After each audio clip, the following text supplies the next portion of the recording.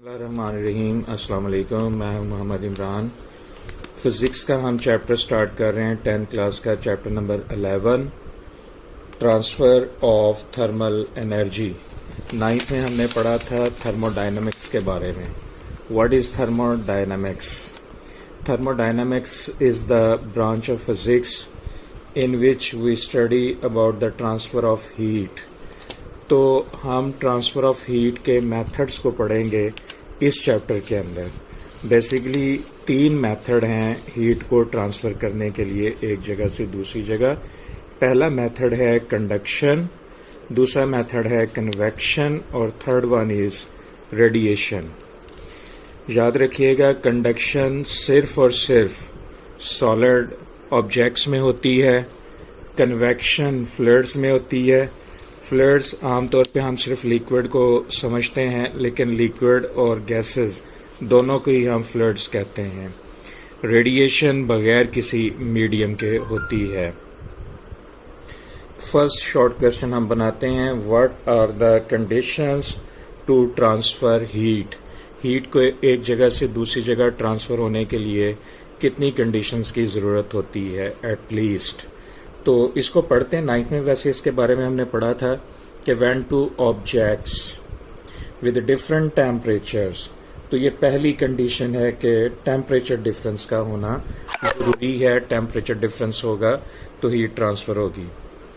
Come into contact, thermal energy flows from the hotter objects to cooler one, a process known as heat transfer. ये एक तरह से heat transfer की definition भी होगी और condition to transfer of heat भी होगी। First condition temperature difference, second condition thermal contact. ये 2 चीज़ें होना ज़रूरी है। हीट हमेशा नेचुरली ट्रांसफ़र होती है from hot to cold object, तो टेम्परेचर डिफरेंस होगा तो हीट ट्रांसफ़र होगी। और दूसरी कंडीशन है कि थर्मल कांटेक्ट का होना ज़रूरी है। जैसा कि हम जानते हैं कि जब हम एसी वगैरह को ऑन करते हैं तो हम खिड़कियां दरवाजे वगैरह क्लोज़ करते हैं। क्यों करते हैं? हम थर्मल कांटेक्ट को ख़त्म करते हैं ताकि हीट ट्रांसफ़र ना हो। अगर हम एसी को ऑन करने के बाद खिड़कियां और दरवाजे ओपन करेंगे तो इससे होगा क्या? इससे होगा ये कि हीट ट्रांसफ़र होना शुरू हो जाएगी और रूम सही से ठंडा नहीं होगा। तो 2 कंडीशंस हैं जी। अब हम नेक्स्ट देखते हैं कि व्हाट इज कंडक्शन। कंडक्शन होती क्या है? Conduction is the process by which heat is transferred through direct contact between particles in a material without any actual movement of material. यानी इसमें मटेरियल खुद मूव नहीं करता, मटेरियल के एटम्स एक जगह से दूसरी जगह मूव नहीं करते, बस एक जगह से दूसरी जगह हीट को पास करते हैं। बुक पे जो डायग्राम बनी हुई है ये इतनी क्लियर नहीं है, मैं इसको आपको समझाने के लिए यहाँ पे एक डायग्राम बना के एक्सप्लेन करता हूँ। जस्ट लाइक ये एक मेटल रॉड है, आपने इसको फायर के ऊपर एक कॉर्नर को रखा हुआ है। ये मेटल रॉड किस चीज़ का बना हुआ है? एटम्स का बना हुआ है। यहाँ पर जब हम फायर को रखेंगे इस कॉर्नर पर, तो यहाँ पर इनकी वाइब्रेटरी मोशन में इजाफा हो जाएगा। पहले ये नॉर्मली वाइब्रेट कर रहे थे, लेकिन जैसे ही हम इसे फायर पे रखेंगे इनकी वाइब्रेटरी मोशन में इजाफा हो जाएगा और ये इनकी एम्पलीट्यूड इंक्रीज हो जाएगा। ये एटम अपनी ही जगह पे रहते हुए वाइब्रेट करना शुरू हो जाएंगे लार्ज एम्पलीट्यूड के साथ। वो अपनी हीट एनर्जी को नेबरिंग एटम को ट्रांसफ़र करेंगे। इस तरह से ये ट्रांसफ़र करते हुए आगे आगे हीट ट्रांसफ़र होती जाएगी, हत्ता कि दूसरे एज तक ये हीट ट्रांसफ़र हो जाएगी। गौर करने की बात यह है कि यहाँ पर सिर्फ एटम ही नहीं हीट को ट्रांसफ़र करते, क्योंकि देखिए अगर सिर्फ एटम ही हीट को ट्रांसफ़र करते होते तो अगर हम जब कुकिंग करते हैं तो मेटल का बर्तन होता है और हैंडल जो होता है वो प्लास्टिक या वुड का होता है, तो वो भी सॉलिड ही होता है, तो वो इतना गर्म नहीं होता जितना कि मेटल वाला बर्तन गर्म होता है। तो यहाँ पर एक और चीज़ भी होती है जो ट्रांसफ़र होती है, वो होते हैं फ्री इलेक्ट्रॉन्स, जो कि मेटल्स में तो होते हैं लेकिन non metal just like would और प्लास्टिक वगैरह के जो हैंडल होते हैं उनमें फ्री इलेक्ट्रॉन्स नहीं होते। तो मेटल को एडिशनली जो ट्रांसफ़र एज मिलता है वो इलेक्ट्रॉन से मिलता है। इनके अंदर फ्री इलेक्ट्रॉन बहुत ज़्यादा होते हैं, वो तेज़ी के साथ हीट को इस एज से दूसरे एज तक फास्टली मूव कर देते हैं। इसीलिए मेटल को जब हम गर्म करते हैं तो बड़ी तेज़ी से वो हीट अप हो जाती है, जबकि नॉन मेटल जो है वो इतनी तेज़ी से गर्म नहीं होती। नॉन मेटल के अंदर सिर्फ एटम की वाइब्रेटरी मोशन होती है जिससे हीट एनर्जी ट्रांसफ़र होती है, जो कि स्लो प्रोसेस है। इस क्वेश्चन को भी हम आगे चल के डिटेल से देखेंगे। अभी फ़िलहाल व्हाट इज़ कंडक्शन, तो ये यहाँ से लेके यहाँ तक इसका आंसर हो गया। नेक्स्ट क्वेश्चन है how does heat transfer in metals quickly. तो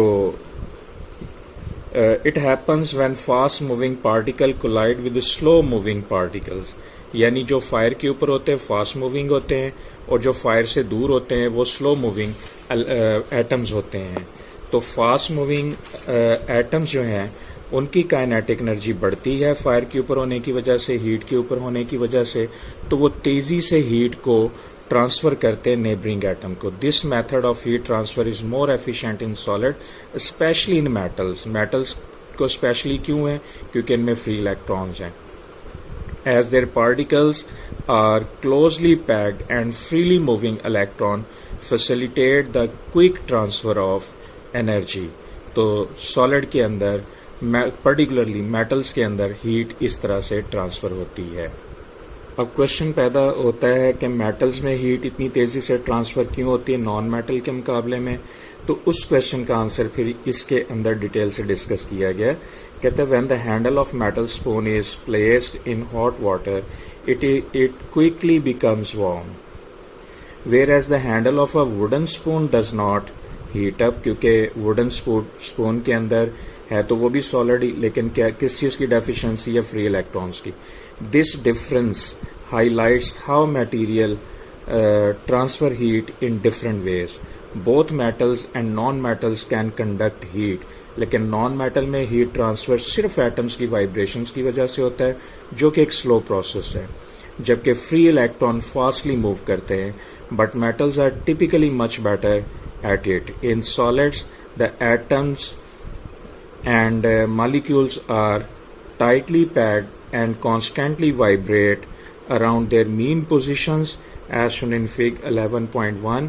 अगेन इस फिग में इतना ज़्यादा क्लियर नहीं है, बहरहाल यही दिखाया गया कि यहाँ पे इसको फायर मिल रही है, ये मालिक्यूल रेड हॉट हो रहे हैं, ये अपने नेबरिंग एटम्स को हीट ट्रांसफ़र करते रहेंगे, और अगर ये मेटल है तो फ्री इलेक्ट्रॉन्स भी होंगे। When one end of the solid is heated, the particles at that end begin to vibrate more vigorously. These vibrating particles collide with the neighboring atoms or molecule, transferring some of their energy. This process causing the neighboring particles to vibrate more rapidly and in turn pass some of their energy to other surrounding particles. Gradually heat spreads throughout the solid, but the transfer is slow, with only a small amount of heat moving from the hotter to colder parts। Atoms के ज़रिए से vibration से जो heat transfer होती है वो दोनों में होती है, मेटल्स में भी और नॉन मेटल्स में भी। तो हम देखते हैं नॉन मेटल्स इतने ज़्यादा गर्म नहीं होते। लकड़ी के हैंडल होते हैं जो किचन के अंदर बर्तन होते हैं, प्लास्टिक के हैंडल्स होते हैं, तो वो गर्म तो होते हैं लेकिन थोड़े होते हैं। In conduction, heat transfer through a solid medium due to temperature difference।